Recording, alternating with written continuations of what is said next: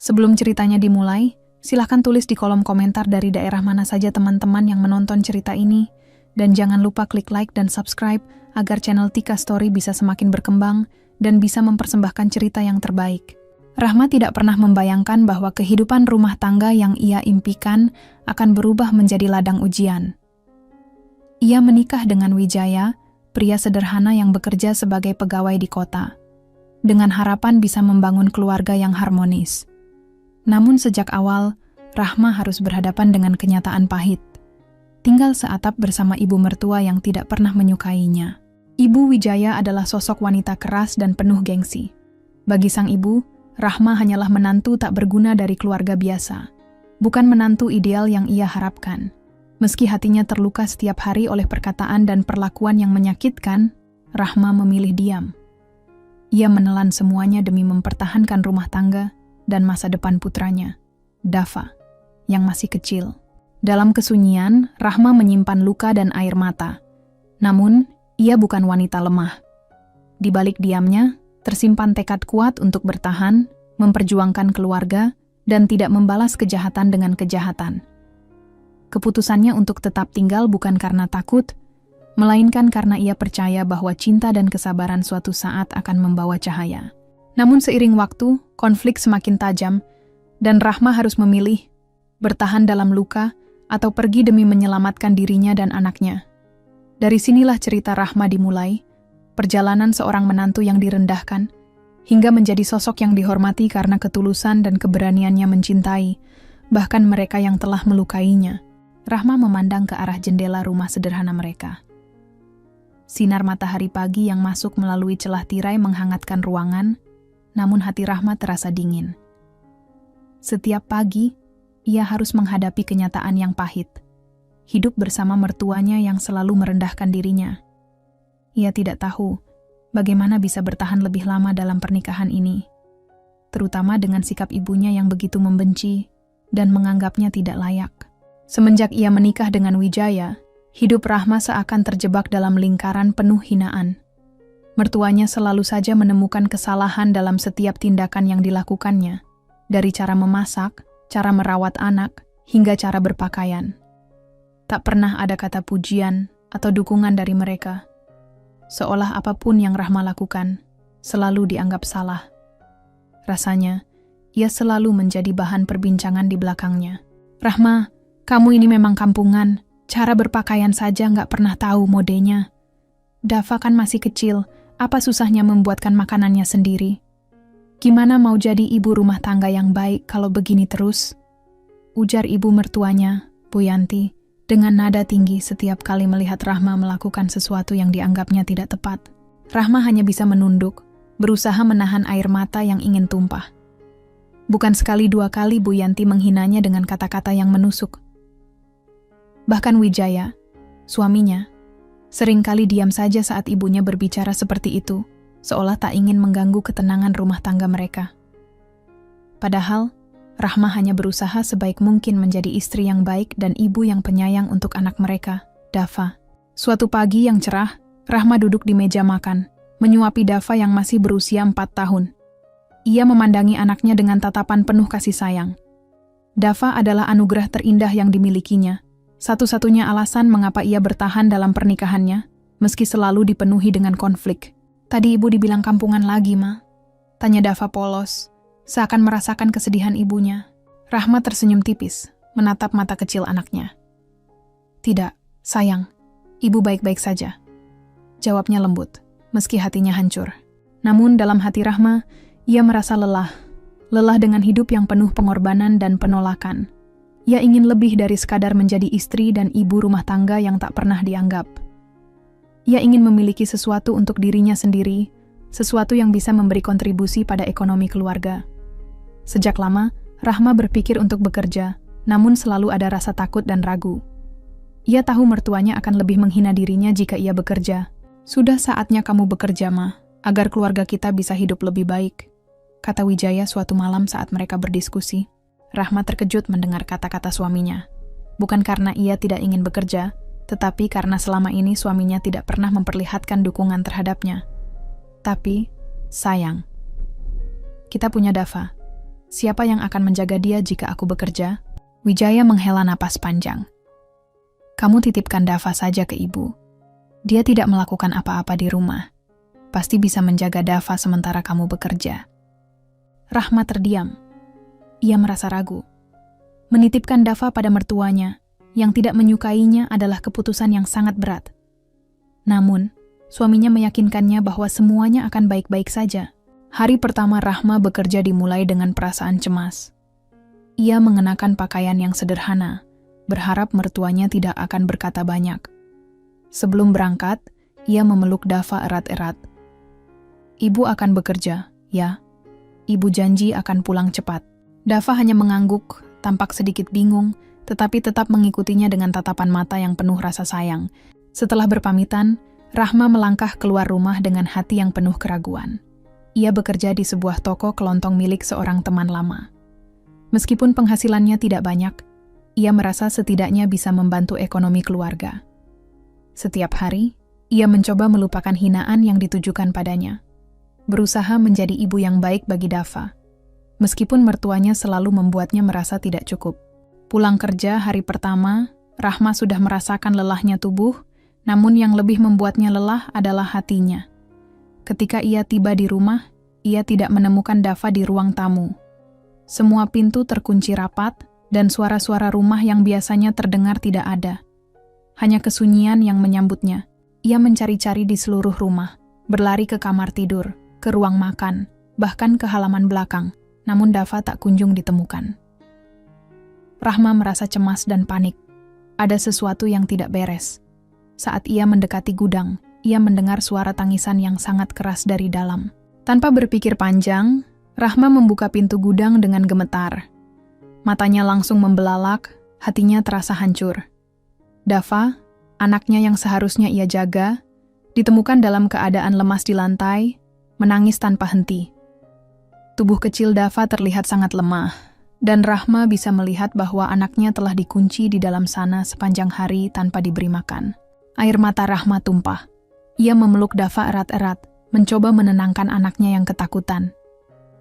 Maafkan ibu, sayang. Ibu nggak tahu mereka bisa sebegitu tega, bisiknya dengan suara serak. Rahma merasa ada yang salah. Bagaimana bisa mertuanya, yang seharusnya menjaga cucunya, berbuat sekejam ini? Ia tidak bisa membiarkan semuanya berlalu begitu saja. Ketika suaminya Wijaya pulang, Rahma menceritakan semuanya dengan hati yang hancur. Wijaya terdiam sejenak, tidak bisa menyangka ibunya bisa melakukan hal yang begitu jahat kepada cucunya. Namun, rasa marah yang memuncak segera keluar. "Ibu, dia bisa melakukan ini semua?" ujar Wijaya dengan suara bergetar penuh amarah. Rahma, dengan air mata yang masih mengalir, hanya bisa mengangguk. Mereka berdua akhirnya memutuskan untuk menghadapi Ibu Wijaya dan menyelesaikan masalah ini. Rahma duduk di depan cermin, menatap pantulan wajahnya yang terlihat lelah. Ia baru saja menyelesaikan tugas-tugas rumah tangga yang terasa tak pernah ada habisnya. Kini, ia berhadapan dengan keputusan besar yang sudah lama terpendam dalam hatinya. Seiring berjalannya waktu, rasa lelah fisik dan emosional semakin memuncak, dan ia merasa sudah saatnya untuk melakukan perubahan. Sudah saatnya aku bekerja, gumam Rahma pelan, hampir seperti bisikan pada dirinya sendiri. Keputusan itu datang setelah malam-malam penuh perenungan dan diskusi dengan dirinya sendiri. Ia tidak ingin lagi merasa terperangkap dalam kehidupan yang penuh dengan hinaan dan perasaan tidak dihargai. Rahma tahu bahwa dengan bekerja, ia bisa memberi kontribusi pada perekonomian keluarga, sekaligus membuktikan pada dirinya sendiri bahwa ia lebih dari sekadar istri dan ibu rumah tangga. Namun di sisi lain, ada rasa khawatir yang menggelayuti hatinya. Tidak hanya soal pekerjaan itu sendiri, tapi juga soal siapa yang akan menjaga Dava, putranya yang masih kecil. Rahma tahu bahwa ibu mertuanya, Bu Yanti, bukanlah sosok yang menyukai kehadirannya di rumah. Bahkan, tak jarang Bu Yanti menganggapnya sebagai beban, selalu mencap dirinya tak cukup baik sebagai menantu.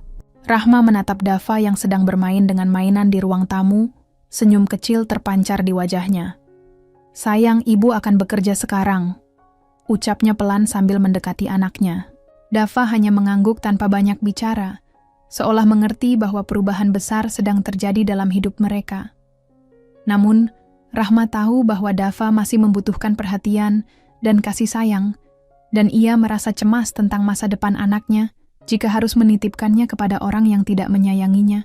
Saat Wijaya pulang kerja, Rahma memutuskan untuk berbicara. "Sayang, aku berpikir untuk mulai bekerja. Aku ingin membantu perekonomian kita, dan juga merasa ini adalah langkah yang tepat. Tapi aku ingin menitipkan Dava pada ibuku yang di kampung. Ibuku pasti akan merawatnya dengan baik," ujar Rahma, berusaha menyampaikan keinginannya dengan hati-hati. Wijaya terdiam sejenak, berpikir. "Aku mengerti niat kamu, Rahma, tapi menurutku Dava lebih baik tinggal di sini saja. Ibu kan tidak melakukan apa-apa di rumah. Dia pasti bisa menjaga Dava dengan baik. Lagi pula, ibu juga sudah lama ingin menjaga cucunya. Jangan khawatir, Dava pasti baik-baik saja." Rahma merasa sedikit ragu.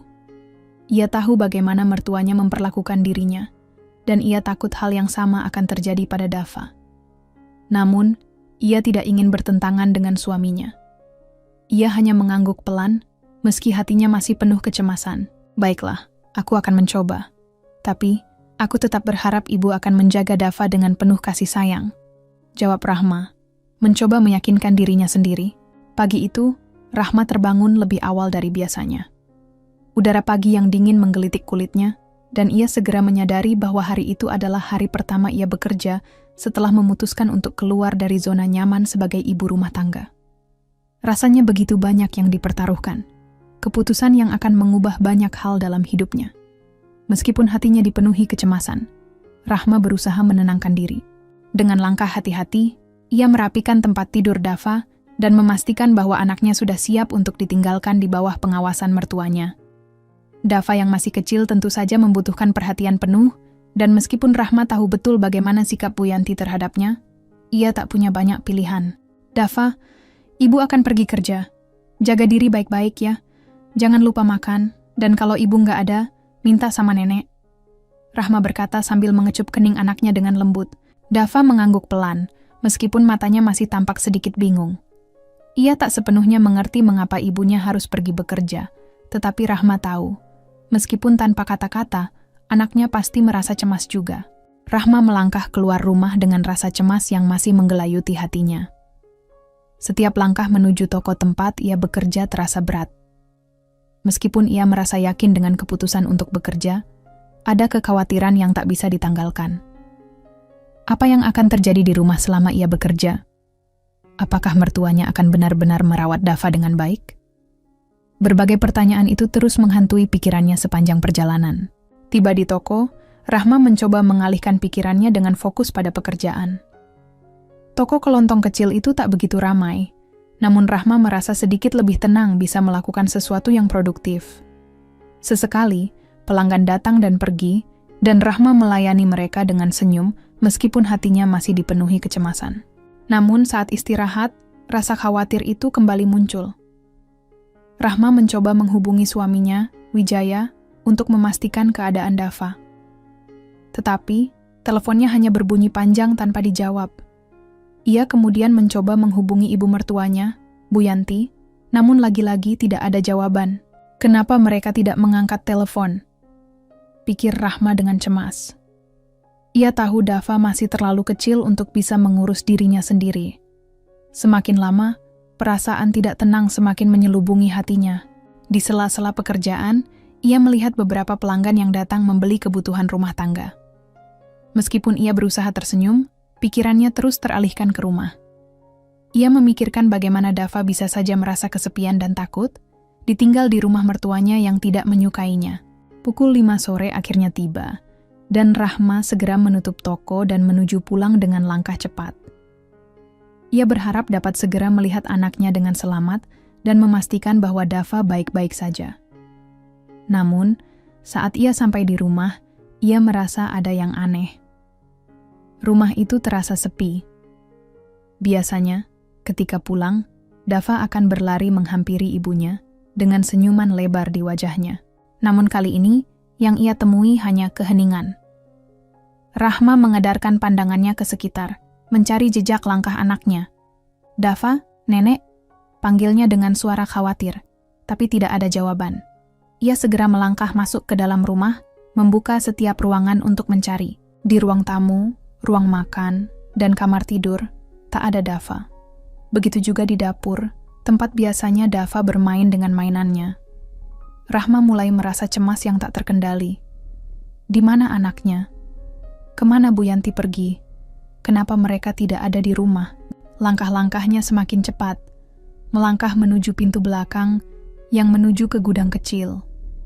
Ia berhenti sejenak, mendengar suara tangisan yang lirih. Hatinya berdegup kencang. Ada yang tidak beres. Suara itu berasal dari dalam gudang. Tanpa pikir panjang, Rahma berlari menuju gudang. Tangisan itu semakin jelas terdengar, membuat hatinya semakin sakit. Begitu sampai di depan pintu gudang, Rahma menarik pintu itu dengan cepat, dan pemandangan yang ia temui membuat hatinya hancur. Dava terbaring di lantai gudang, tubuh kecil itu terkulai lemas dan matanya yang biasanya cerah tampak kosong. Wajahnya basah oleh air mata, dan tubuhnya gemetar, terbungkus dalam rasa ketakutan yang mendalam. Rahma berlutut di samping anaknya, segera memeluknya erat, merasakan betapa tubuh anaknya begitu dingin. "Dava, nak, kenapa kamu di sini?" Suara Rahma bergetar, hampir tidak bisa menahan tangisannya. Ia memeriksa tubuh Dava, yang tampak lemas dan sangat lelah. Dava hanya bisa menangis dalam pelukan ibunya, tak bisa berkata-kata. Rahma bisa merasakan betapa menderitanya anaknya selama terkunci di dalam gudang itu, sendirian, tanpa makanan atau minuman. Sebuah rasa amarah yang besar muncul dalam dada Rahma, beralih dari rasa khawatir menjadi kemarahan yang meluap. Ia tidak bisa memahami mengapa ibu mertuanya tega melakukan hal semacam ini pada cucunya sendiri. Di saat itu, langkah Wijaya terdengar di pintu depan. Rahma segera beranjak berdiri, membawa Dava yang masih menangis dalam pelukannya. "Rahma, ada apa?" tanya Wijaya, bingung melihat keadaan rumah yang sepi dan Dava yang terlihat sangat pucat. Rahma memandang suaminya dengan mata penuh kemarahan. Ibu tidak ada di sini.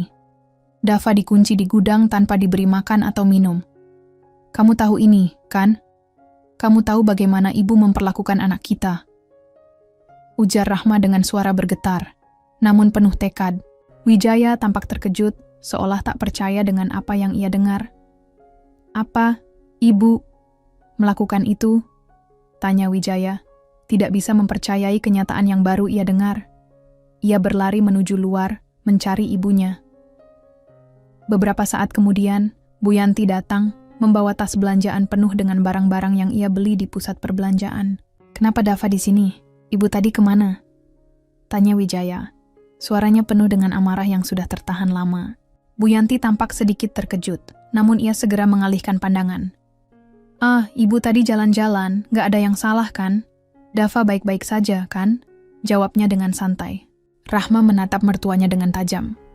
Dava hampir mati kedinginan dan kelaparan. "Kenapa ibu bisa tegas seperti ini?"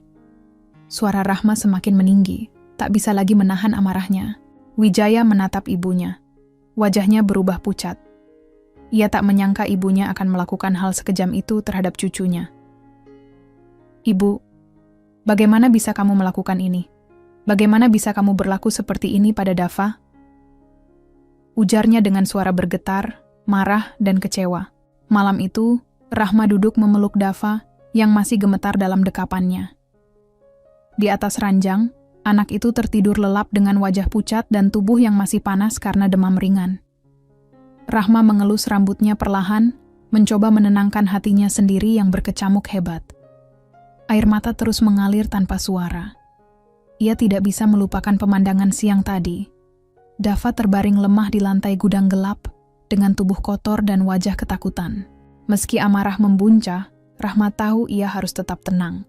Ini bukan hanya soal harga dirinya sebagai menantu yang selama ini dihina, tapi soal keselamatan anaknya. Ia tidak ingin emosinya justru memperburuk keadaan. Ia harus bijak, apapun risikonya. Sementara itu, Wijaya mondar-mandir di ruang tengah.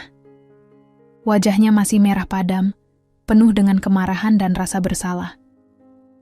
Ia sulit mempercayai kenyataan bahwa ibunya sendiri, yang selama ini ia percaya bisa menjaga anaknya, ternyata telah melakukan hal sekejam itu.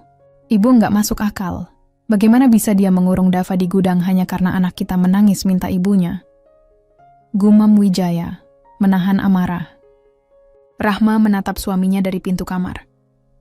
Aku tahu ibu nggak suka sama aku. Tapi aku nggak pernah membayangkan kebenciannya bisa sampai tega begini ke cucunya sendiri. Wijaya mengangguk, menghela napas panjang. Aku juga nggak menyangka. Tapi mulai sekarang, Dava nggak akan kutitipkan ke ibu lagi. Aku akan cari pengasuh atau... Entah, kita pikirkan lagi. Yang penting bukan dia. Tak lama kemudian, Bu Yanti masuk ke rumah tanpa merasa bersalah. Dengan santai ia menggantung tas belanjaannya dan berkata, "Kenapa kalian drama seperti ini? Cuma dikunci sebentar di gudang aja kok heboh. Anak itu terlalu manja." Rahma yang awalnya masih menahan diri, bangkit berdiri. Sebentar, ibu pergi hampir 5 jam. Dava kelaparan, dehidrasi, dan ketakutan. Ibu tahu dia bisa mati dalam kondisi seperti itu. Bu Yanti melipat tangan di dada, membuang muka. "Terserah kalian sajalah. Dulu waktu kamu kecil juga pasti pernah dikunci. Nggak usah lebay. Bedanya, saya dulu bukan cucu ibu, dan saya nggak akan biarkan anak saya tumbuh dalam trauma hanya karena ibu tidak bisa mengendalikan kebencian pada saya," balas Rahma, suaranya tegas. Wijaya akhirnya bicara, nadanya lebih tinggi dari biasanya. "Ibu, mulai malam ini, ibu nggak usah ikut campur lagi soal Dava. Jangan dekati dia. Saya nggak akan percaya ibu lagi." Wajah Bu Yanti merah padam, marah karena putranya lebih membela menantunya. "Kamu lebih percaya sama perempuan ini daripada ibumu sendiri? Kalau perempuan ini adalah istri saya yang menyelamatkan anak saya dari perbuatan ibu sendiri, maka, ya, saya pilih dia," bentak Wijaya. Tak tahan lagi. Rahma menarik napas dalam-dalam. Ia sadar bahwa situasi ini tidak akan mudah diselesaikan dalam satu malam. Namun, kejadian ini menjadi titik balik. Ia tidak bisa lagi menoleransi keadaan di mana mertuanya merasa berhak melakukan apapun, hanya karena status sebagai orang tua suami. Malam itu Rahma memutuskan. Ia tidak akan tinggal diam. Ia mulai membuka laptop usang yang disimpannya di lemari, lalu mengetik surat pengunduran diri dari pekerjaan di toko. Ia tahu, demi Dava, ia harus ada di rumah untuk sementara waktu sampai semuanya stabil. Namun bukan berarti ia menyerah. Ia mulai mencari pekerjaan paruh waktu yang bisa dilakukan dari rumah. Data entry, freelance admin, bahkan jadi reseller, apa saja akan ia coba demi bisa tetap berpenghasilan tanpa meninggalkan anaknya. Pagi harinya, Bu Yanti sudah mengemasi beberapa barang dan masuk ke kamar dengan pintu ditutup keras. Ia merasa dipermalukan di rumah sendiri. Namun Rahma tak peduli. Fokusnya hanya satu. Dava. Setelah menyuapi anaknya sarapan dan memberinya obat, Rahma duduk di sampingnya. Dava memeluk ibunya erat-erat, dan dalam suara lirih ia berkata, "Ibu jangan pergi kerja lagi ya. Aku takut sendirian." Rahma menahan tangis. "Ibu nggak akan tinggalkan kamu lagi, nak. Ibu janji." Sementara itu, di tempat kerja Wijaya, masalah lain mulai muncul. Konsentrasi kerjanya terganggu. Ia terus memikirkan bagaimana selama ini ia membiarkan ibunya mengendalikan rumah tangganya. Ia merasa gagal sebagai ayah dan suami. Bosnya menegur karena performa kerjanya menurun drastis. Namun kali ini, Wijaya tahu prioritasnya. Ia akan berbicara jujur. Tentang keluarga, tentang anak, dan tentang keputusan yang harus ia ambil. Hari-hari berikutnya bukan tanpa tantangan.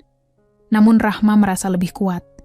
Ia mulai menjual barang secara online, belajar pemasaran dari YouTube dan forum-forum ibu rumah tangga.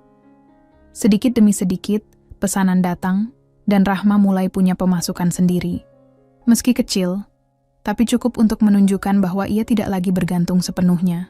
Dari kejadian ini, Rahma tahu satu hal. Luka yang ditorehkan mertuanya mungkin tidak akan sembuh dengan cepat, tapi ia tak akan membiarkan luka itu diwariskan ke anaknya. Ia akan berdiri di antara mereka, menjadi tameng, menjadi pelindung. Apapun risikonya, sebagai ibu, ia telah memilih jalan perjuangan. Jalan yang tidak bisa ia putarbalikkan.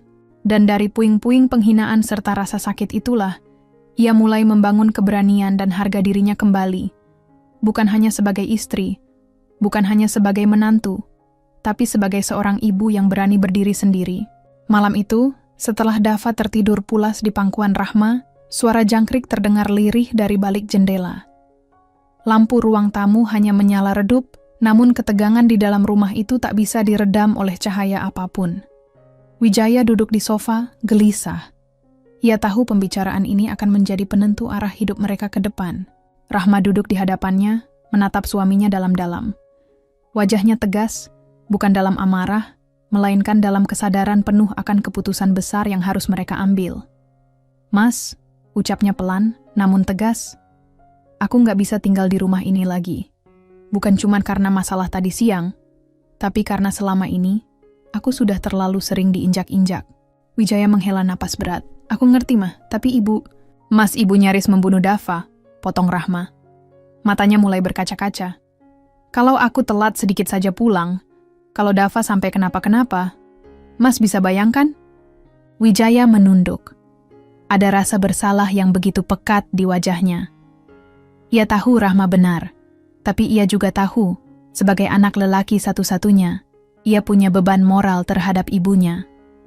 Namun, kali ini bukan lagi soal kewajiban sebagai anak. Ini soal keselamatan anaknya sendiri.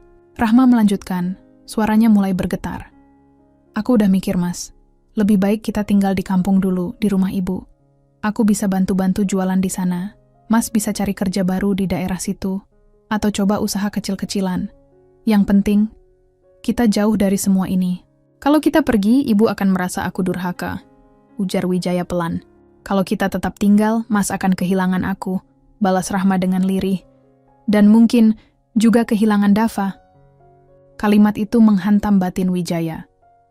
Ia menatap wajah istrinya yang selama ini selalu sabar, selalu bertahan, meski kerap dibentak, dihina, bahkan diabaikan.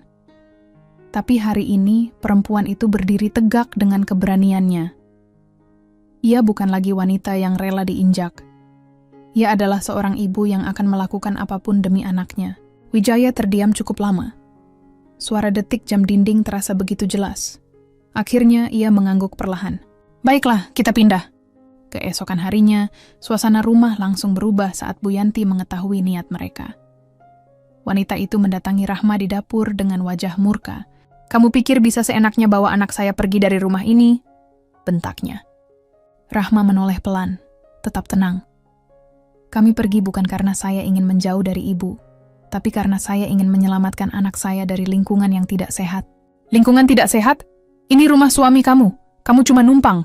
Jangan sok suci." Rahma menahan emosi. "Saya memang numpang, tapi saya juga manusia, Bu. Dan saya seorang ibu. Kalau saya diam saja, saya bukan ibu yang baik untuk Dava." Bu Yanti hendak membalas lagi, tapi Wijaya masuk ke dapur, berdiri di samping Rahma. "Ibu, jangan salahkan Rahma. Ini keputusan kami berdua." Tatapan Bu Yanti beralih pada anaknya. "Kamu lebih pilih perempuan ini daripada ibumu sendiri." "Bukan soal memilih, Bu," jawab Wijaya datar. "Ini soal tanggung jawab saya sebagai ayah. Ibu sudah kelewatan, dan saya nggak bisa pura-pura buta lagi."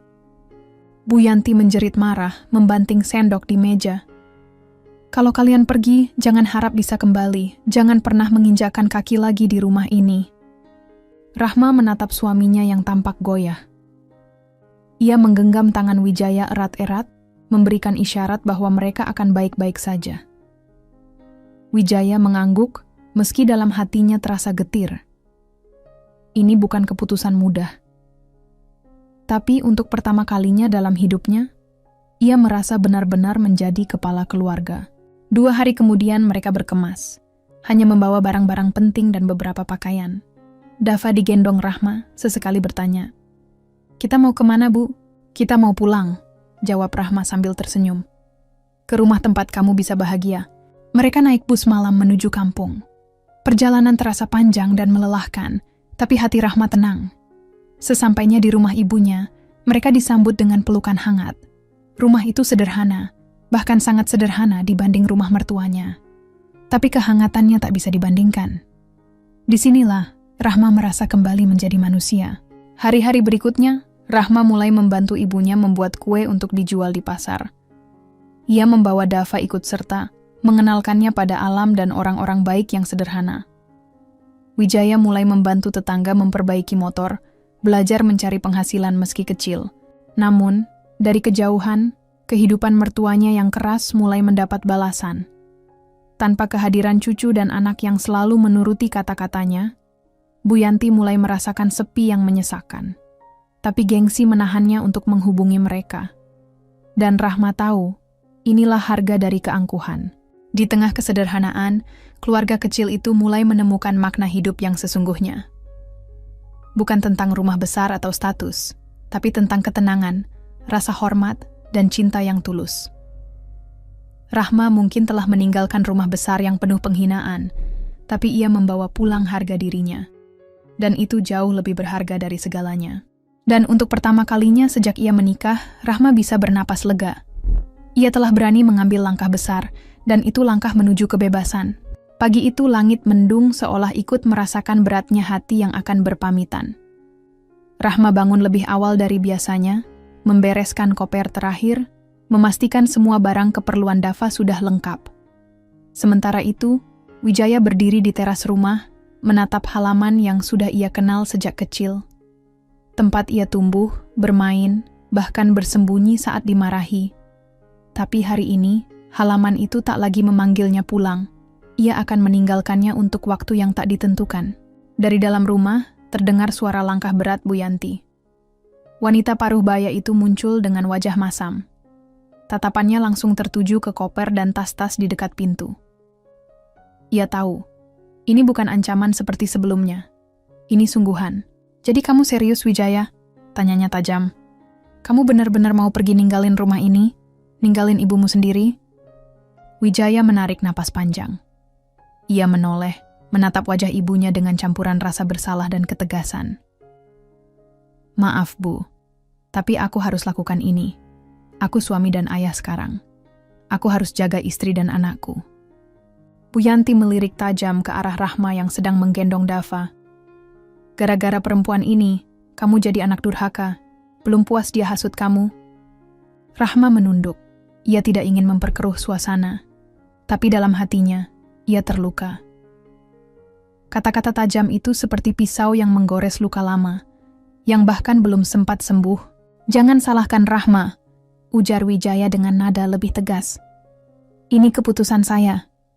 Saya yang milih pergi karena saya nggak mau anak saya tumbuh di rumah yang penuh kebencian. Rumah ini penuh kebencian? Bu Yanti terbahak sinis. Kamu lupa siapa yang rawat kamu dari kecil? Siapa yang korbankan segalanya demi kamu sekolah, kerja? Begitu kamu nikah, kamu malah pilih perempuan itu dan buang ibumu sendiri?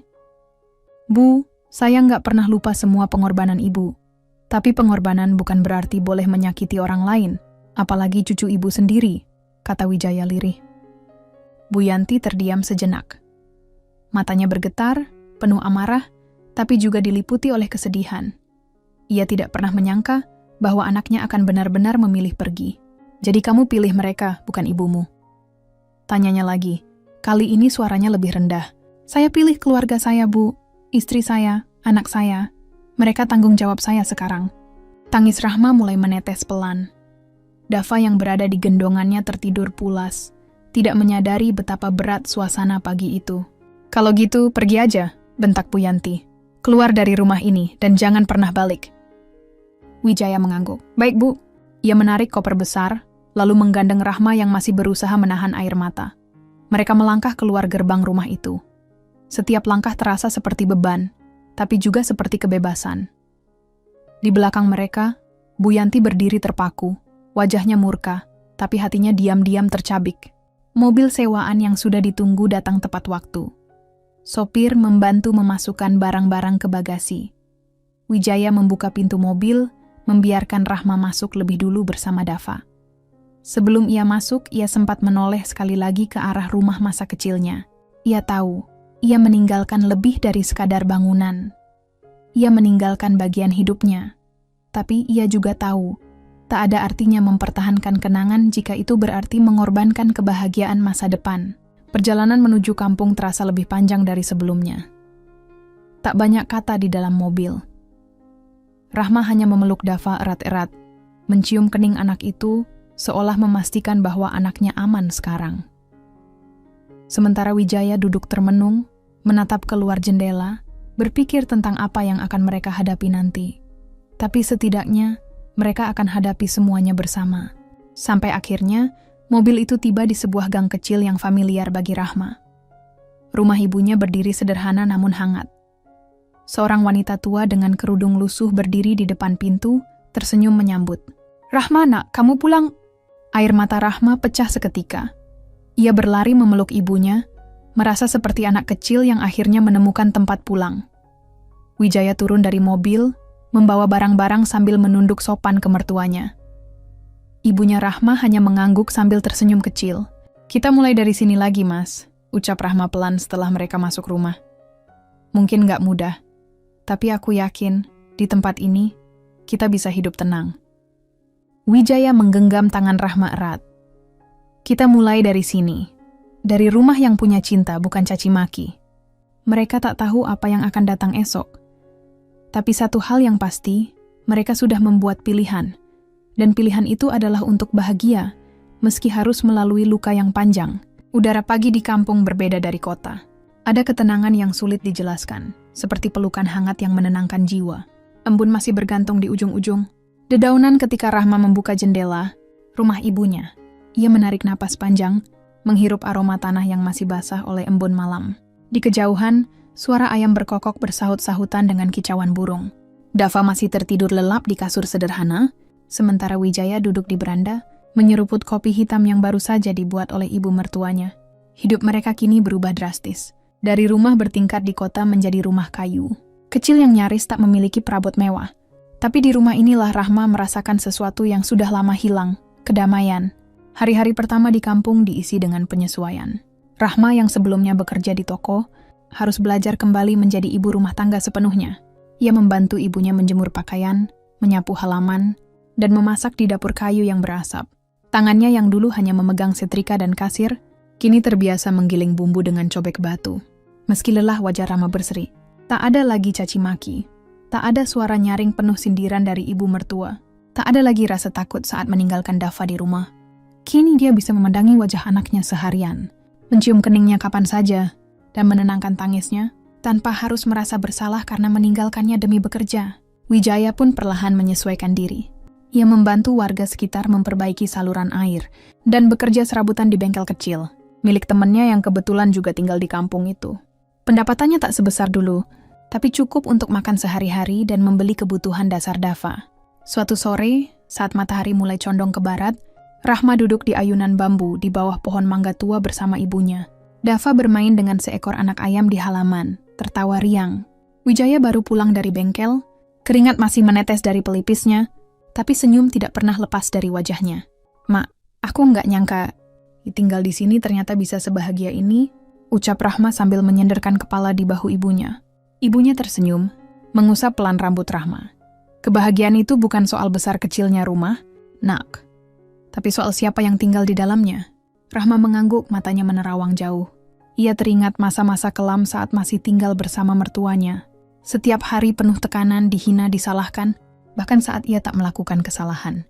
Dava yang dikurung di gudang menjadi luka yang takkan pernah hilang dari ingatannya. Namun sejak kepindahan ini, lukanya perlahan mulai sembuh. Di malam hari, mereka duduk di depan rumah, menyalakan lampu Petromax dan menikmati teh hangat. Ibu Rahma bercerita tentang masa mudanya, tentang perjuangan membesarkan Rahma seorang diri. Sementara Dava tertidur di pangkuan Wijaya, yang kini lebih sering tersenyum daripada menghela napas panjang. Rahma mulai merasa pulih. Bukan hanya secara fisik, tapi juga secara batin. Ia tidak lagi menangis diam-diam di kamar mandi. Ia tidak lagi merasa menjadi istri yang gagal atau ibu yang lemah. Di rumah kecil itu, ia merasa cukup berharga, cukup dicintai, dan cukup kuat. 1 minggu setelah kepindahan mereka, warga kampung mulai mengenal Rahma dan keluarganya. Banyak yang simpati setelah mendengar cerita mereka, meski hanya sepintas. Beberapa ibu-ibu mengundangnya ke arisan, dan Rahma mulai punya teman baru. Ia tak merasa sendiri lagi. "Rahma, nanti ikut ke pengajian ya, di rumah Bu Warni," ajak tetangga barunya suatu pagi. Rahma tersenyum. Insya Allah, Bu. Hidup mereka kini memang tak penuh kemewahan, tapi setiap hari diwarnai dengan cinta dan ketulusan. Rahma dan Wijaya saling belajar untuk memperbaiki diri, saling menghargai, dan saling menjaga. Di suatu malam, setelah Dava tidur dan ibunya sudah masuk ke kamar, Wijaya memeluk Rahma dari belakang di dapur. Maafkan aku ya, Mak. Dulu aku nggak cukup tegas. Harusnya dari awal aku lindungi kamu. Rahma menoleh, tersenyum. Kita semua belajar, Mas. Yang penting sekarang kita ada di tempat yang benar, dengan cara yang benar. Wijaya mengecup kening istrinya. Di luar, suara jangkrik bersenandung. Di dalam hati mereka, suara syukur menggema. Mereka tahu, mungkin hidup mereka tak akan mudah. Tapi sekarang, mereka tidak sendiri. Mereka punya satu sama lain. Dan itu cukup. Malam itu, untuk pertama kalinya sejak lama, Rahma tidur dengan senyum di wajahnya. Bahagia yang tak berlebihan tapi menenangkan. Bahagia yang nyata. Angin sore berembus pelan, menyapu pekarangan rumah tua yang mulai ditinggalkan waktu. Dindingnya yang dulu tampak kokoh kini mulai mengelupas, memperlihatkan lapisan kusam yang retak di sana-sini. Di dalam rumah itu, seorang perempuan tua terbaring lemah di ranjang usang, tubuhnya diselimuti kain tipis yang tak cukup hangat, menghadapi udara dingin musim hujan. Perempuan itu adalah Ibu Wijaya, perempuan yang dahulu begitu angkuh dan keras. Kini terbaring rapuh, hanya ditemani detak jam dinding dan sesekali suara tikus yang berlari di atas plafon. Sudah 2 bulan sejak Rahma, Wijaya, dan Dava meninggalkan rumah itu.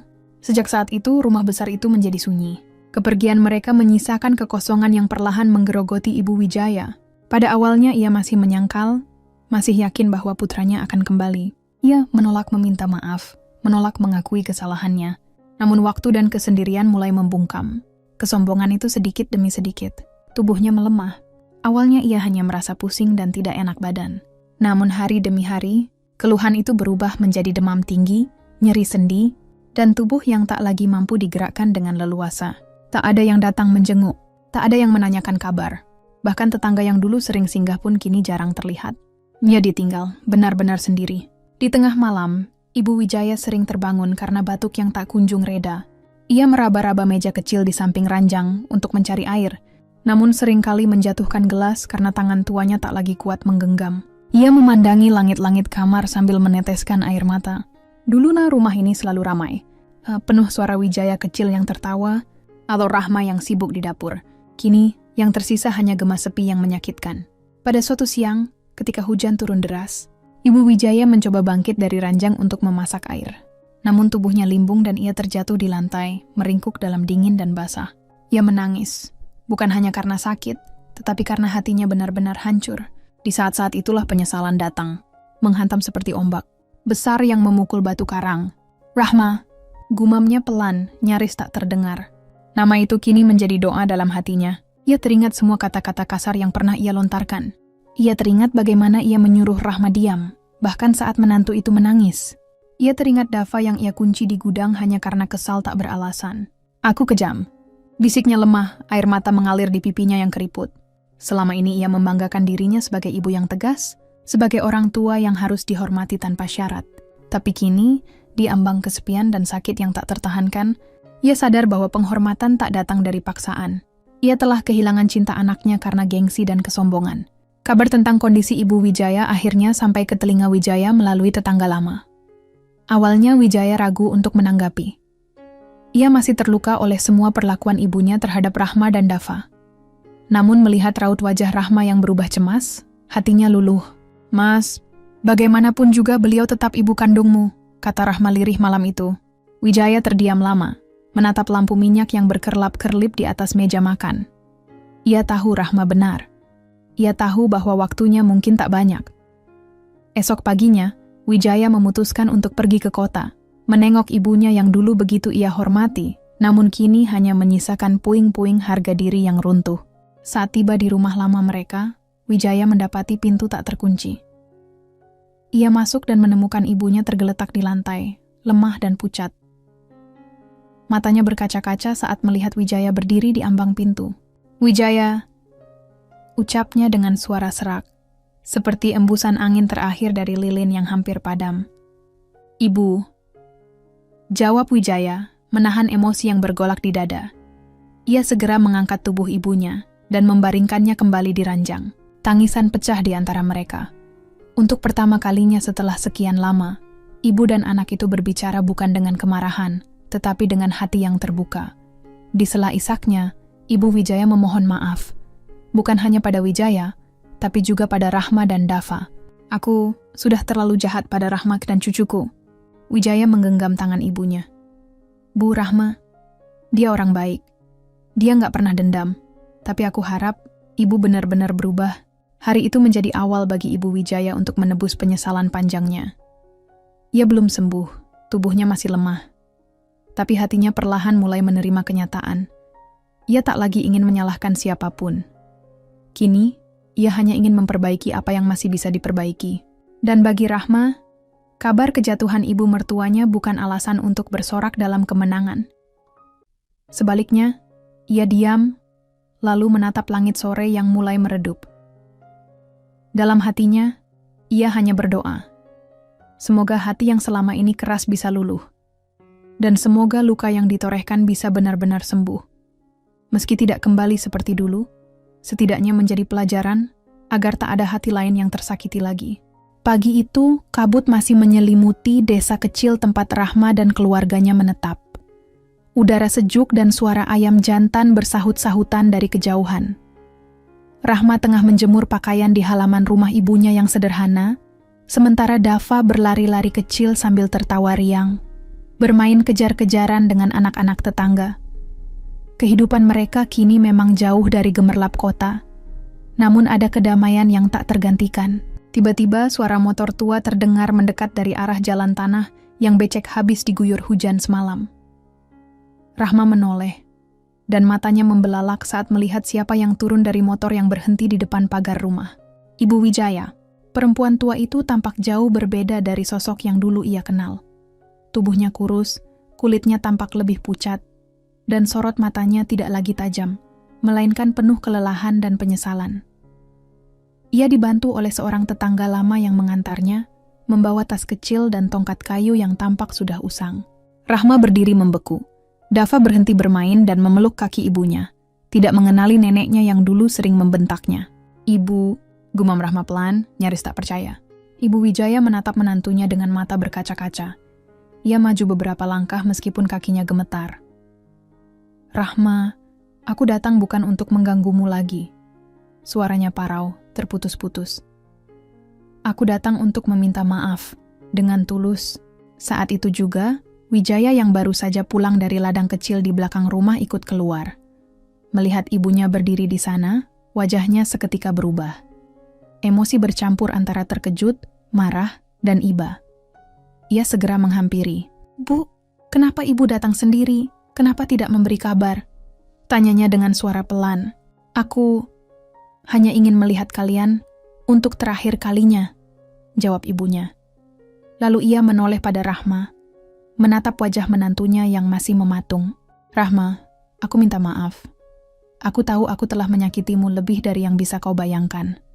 Aku tidak pantas menjadi ibu mertuamu. Tapi tolong, untuk kali ini saja, biarkan aku bicara. Rahma menunduk, hatinya terasa sesak. Luka itu belum sembuh. Ia masih ingat jelas bagaimana ia dipermalukan, dituduh tidak berguna. Bahkan bagaimana Dava pernah dikunci di gudang dalam keadaan kelaparan. Namun saat ini, yang berdiri di hadapannya bukan lagi sosok yang angkuh dan arogan. Yang berdiri di sana adalah seorang ibu tua yang kalah oleh waktu, oleh rasa bersalah, oleh kesepian. Masuklah Bu, ujar Rahma akhirnya dengan suara pelan. Ibu Wijaya nyaris tak percaya. Matanya basah, namun bibirnya tersenyum penuh syukur. Ia melangkah perlahan masuk ke dalam rumah kecil itu, dibantu oleh Wijaya. Setelah duduk dan diberi segelas air hangat oleh Rahma, ia mulai bicara. Aku ke dokter, Rahma. Aku mengidap kelainan jantung. Sudah lama. Tapi aku baru tahu belakangan ini. Jantungku membesar, dan dokter bilang aku harus rutin kontrol.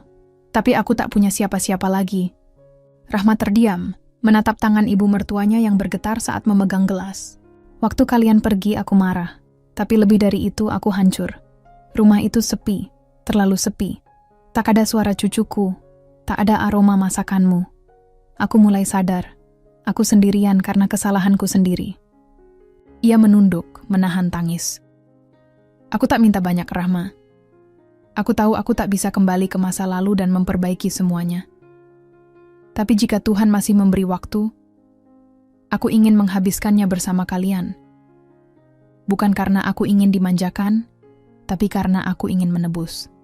Bahkan jika kau tak mau memaafkanku sekarang, aku tak akan marah. Rahma tak bisa menyembunyikan perasaannya lagi. Air mata menetes pelan di pipinya. Ia ingat betapa selama ini ia berusaha kuat, berusaha menjadi istri dan ibu yang tabah.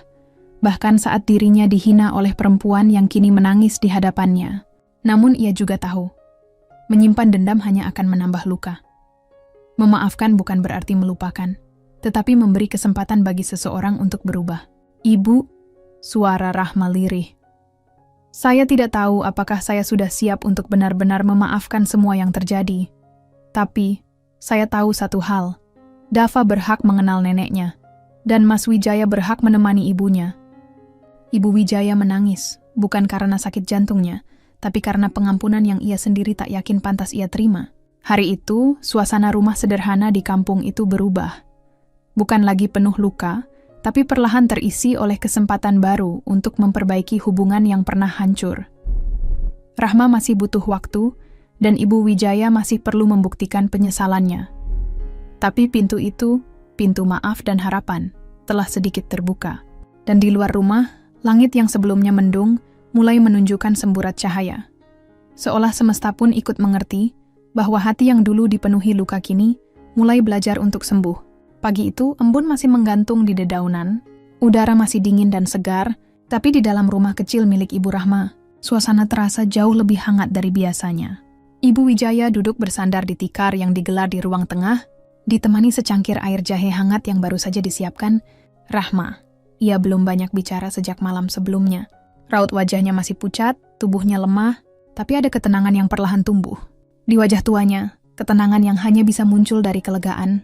Setelah mengakui kesalahan, Rahma, meski hatinya masih bergejolak, tetap menjalankan tugasnya sebagai tuan rumah.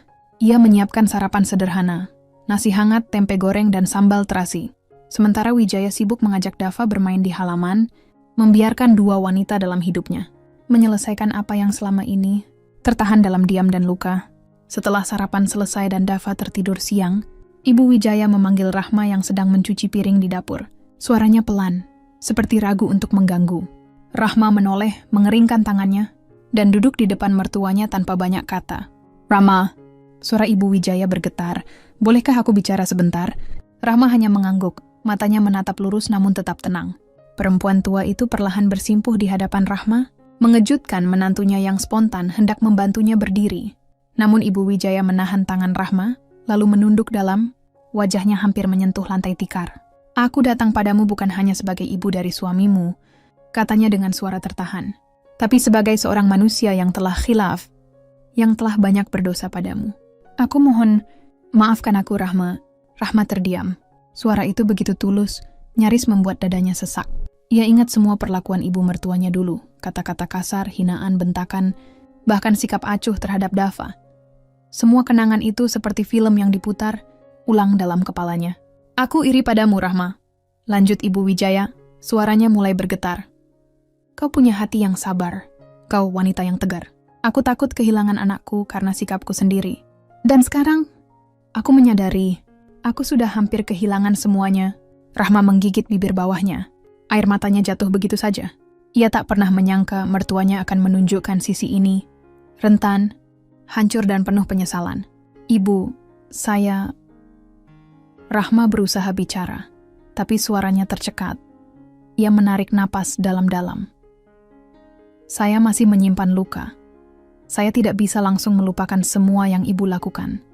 Tapi saya tahu, saya harus belajar melepaskan dendam. Karena jika saya terus menyimpannya, saya juga yang akan lelah." Ibu Wijaya menatap Rahma, matanya merah dan lembab. "Kau tak perlu memaafkanku sekarang. Aku akan menerimanya.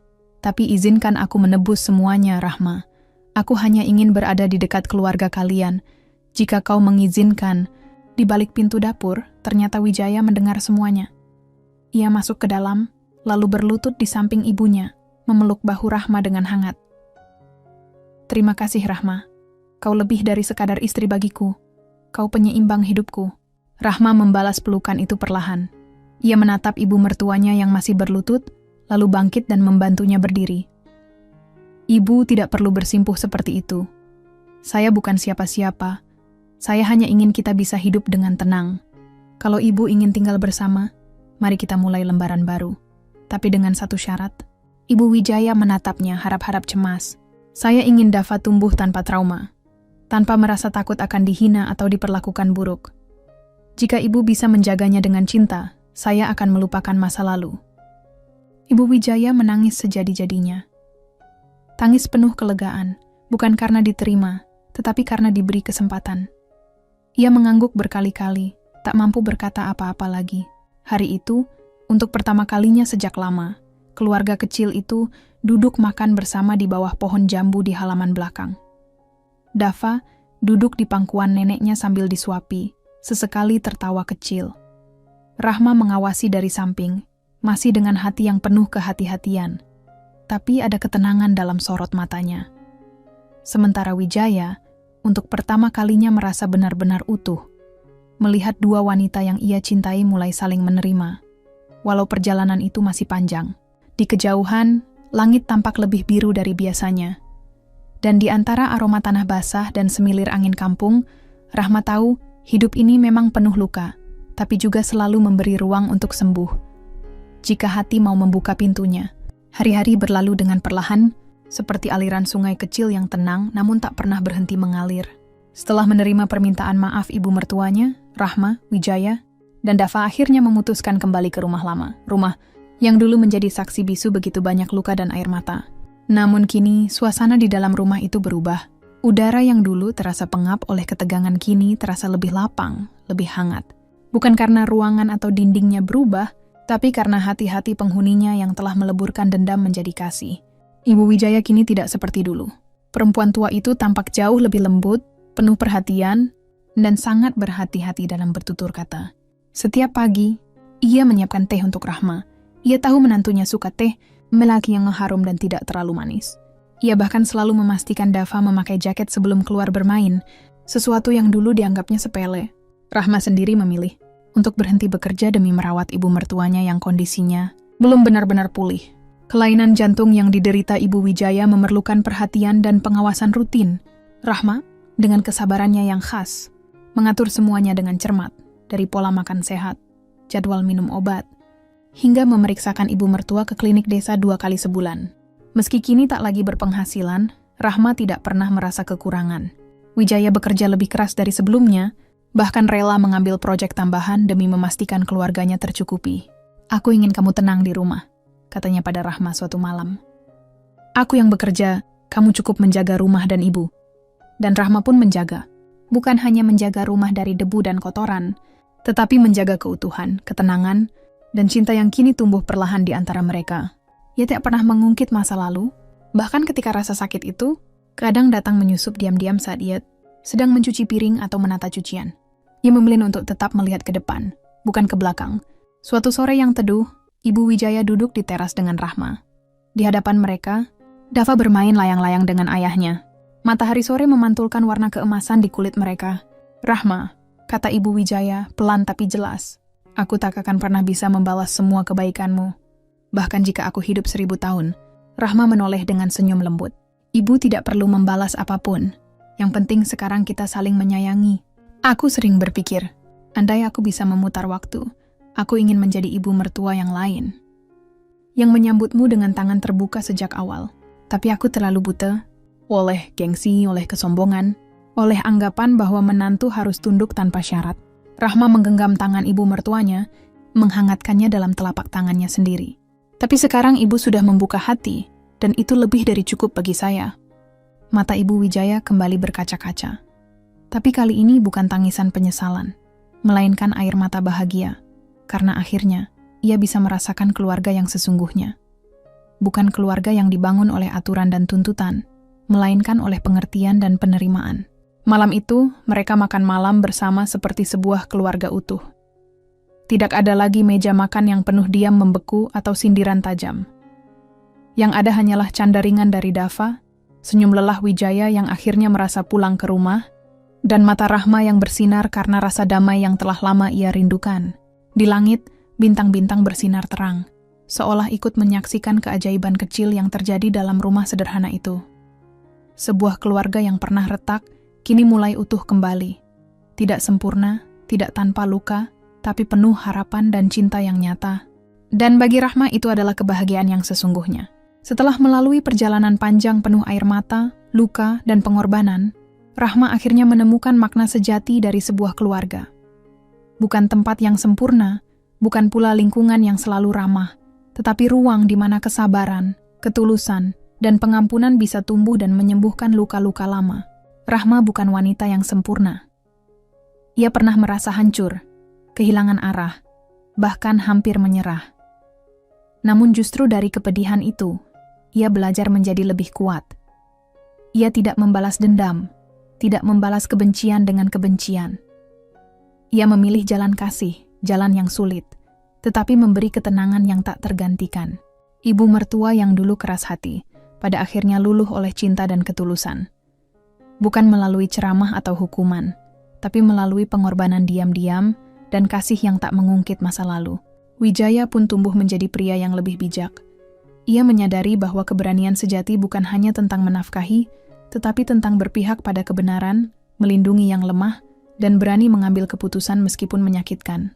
Cerita Rahma mengajarkan kita bahwa jangan pernah meremehkan orang yang diam dan bersabar. Mereka menyimpan kekuatan besar yang bisa mengguncang takdir, bahkan membalikan kebencian menjadi cinta. Rahma telah membuktikan bahwa dengan cinta yang tulus dan kesabaran tanpa batas, luka bisa sembuh, hubungan bisa pulih, dan kebahagiaan bisa tumbuh di tempat yang tak diduga. Semoga kisah ini menjadi cermin dan pengingat bahwa dalam hidup, tidak ada yang lebih kuat daripada hati yang rela memaafkan dan tetap mencintai meski pernah disakiti. Terima kasih telah menonton hingga akhir. Jika kisah ini menyentuh hatimu, jangan lupa like, tuliskan pendapatmu di kolom komentar dan subscribe, agar kamu tidak ketinggalan cerita inspiratif lainnya.